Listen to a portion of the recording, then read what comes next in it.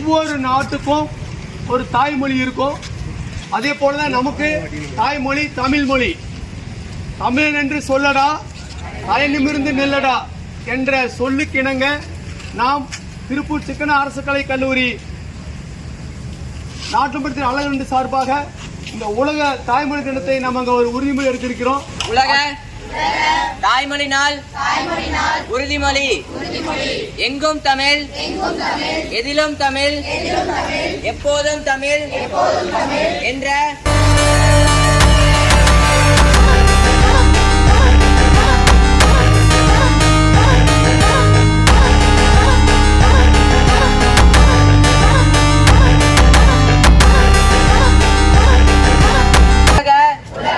தாய்மொழி நாளான இன்று உளமாற உறுதியளிக்கின்றோம்.